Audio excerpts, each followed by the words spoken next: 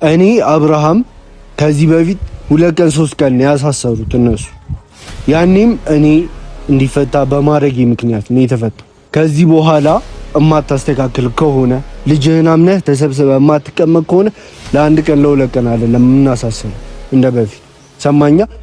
እድሜ ልክህን እንድበሰብስ ነው ማድረግ። አንድ ሰው በመጣ ቁጥር ለሩታ ህይወት አስፈላጊ የሆነ ሰው ለሩታ ህይወት የሚያስደስታ ሰው በመጣ ቁጥር አንተ በውስጥ በኩል ሌላ ነገር እያላክ እሱን የምታስፈራራበት ምንም አይነት ምክንያት የለም። ከዚህ በኋላ ታቆማለህ። አንተ ከማንም በልጠህ አይደለም። ደስታ ማስፈራራት አትችልም። ተረዳኛ። ደስታን አይደለም ማንንም እንድታስፈራራ አልፈቅድልህም። ደስታ ከሩታ ጋር እንዳይሆን ብዙ ሴራዎች እየሰራህ እንደሆነ እኔ አውቃለሁ። ብዙ ነገር ብዙ ማስረጃ አለኝ። ይሄንን ነገር ማትተው ደግሞ ከሆነ በስነ ስርዓት ልጆቹን ማሳደግ መቻል አለበት። አላሳድግም የሚል ከሆነ የምወስደውን እርምጃ በቃ እስከዛሬ ድረስ ብዙ ተጨቃጭቀናል ምናምን።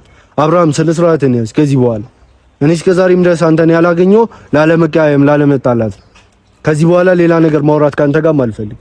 ስነ ስርዓትን ይዘህ ልጆችን በስነ ስርዓት የምታሳድግ ከሆነ አሳድግ። አላሳድግም የምትል ከሆነ በእርምጃ እንዳታዝ። ገባህ? የአብርሃም ቤተሰቦች ይሄንን እያያችሁ ከሆነ ማስጠንቀቂያ ሰጥቻለሁ። ከአንድም 2-3 ደውዬ አውርቻለሁ። ስነ ስርዓቱን ይዞ አምኖ ልጆቹን ያሳድግ። እንዴ ስርዓት ካለው ቤተሰብ ተወልዶ ምን አይነት ስርዓት ነው ያለው? እሱ እንዴ ተናገሩት እንጂ አንድ ሃይ የሚለው ሰው የለም እንዴ? ትልልቅ ሰዎች በአቅጣገቡ በዙሪያው አላችሁ።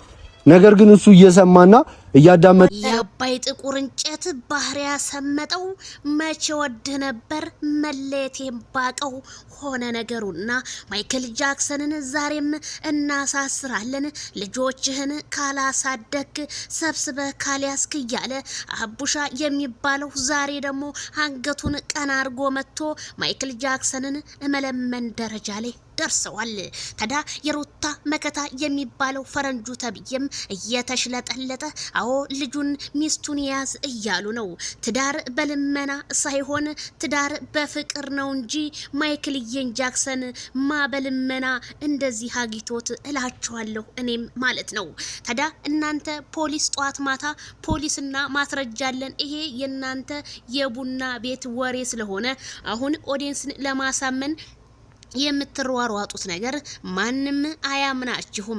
በጣም ነው የምታሳፍሩት። ቡታጅራ ላይ ግን የተወለደ ወንድ አንድ ብቻ እንደሆነ ነው ያሳያችሁን እላለሁ። ምክንያቱም በራሳችሁ ኮንፊደንስ ስለማትተማመኑና ስለማትሰሩ ማይክል ጃክሰንን ለቀቅ አድርጋችሁ ከምንም ቤተሰብ ከምንም ይወለድ ራሱንና ራሱን ያውቃል። እንኳን እሱን እናንተንም ቀይረዋል ስላችሁ አስረግጬ እነግራችኋለሁኝ። በጣም ያሳ